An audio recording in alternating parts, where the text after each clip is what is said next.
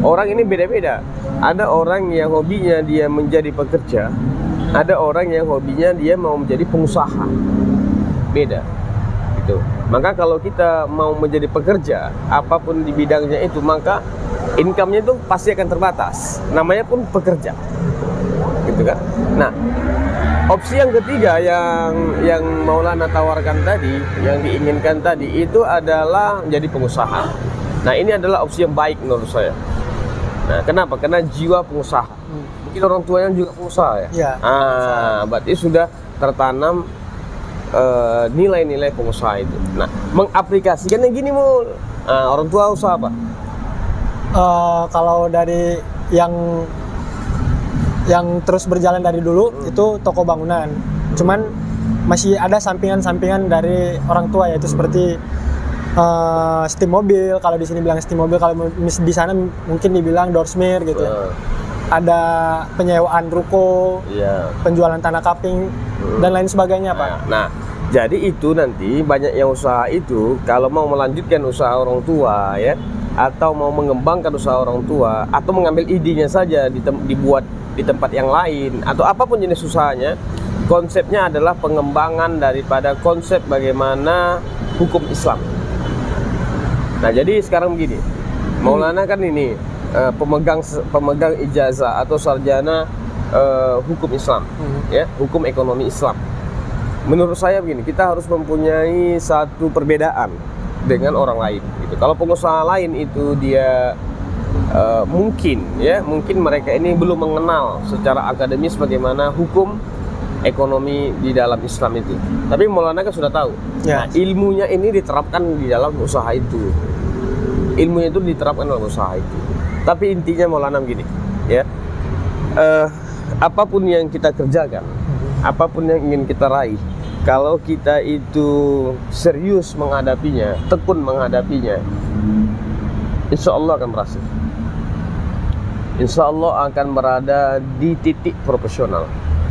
Nah, jadi intinya gini, banyaknya profesi orang, ini beragamnya pekerjaan orang, ini adalah bergantung kepada kemampuan orang itu sendiri, ya, dan kemampuan kita berpikir, kemampuan kita berbuat, dan tidak terlepas daripada rezeki. Nah, seperti itu ya. Banyak juga pengusaha yang gagal, ya. Banyak juga pengusaha yang berhasil.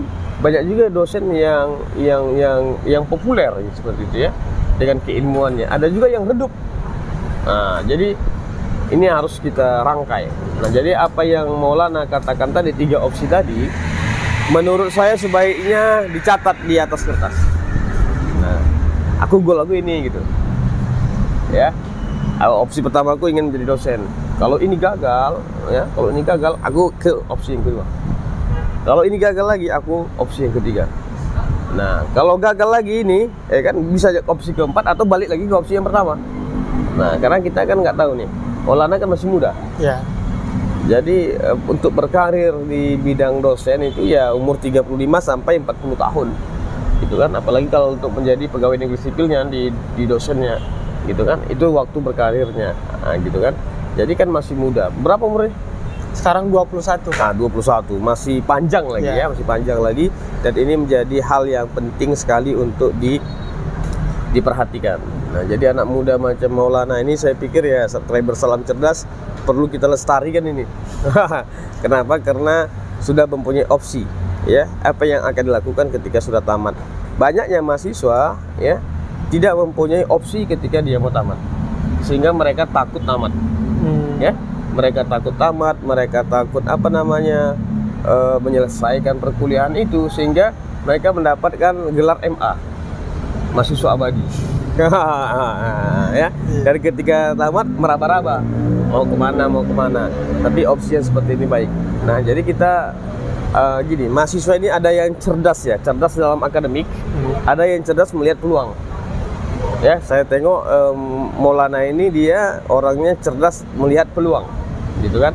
Nggak tahu kita akademiknya gimana ya, kita belum lihat juga bagaimana dia di kelas. Nah, seperti itu. Tapi alangkah baiknya cemerlangnya itu, kecerdasannya itu di dalam akademik dan di dalam dunia nyata. Oke, ada lagi Maulana? Mungkin cukup sih Pak. Nah, cukup ya. Iya. Nah, jadi inilah ya mungkin share kita, diskusi kita, motivasi saya ke Maulana. Nah,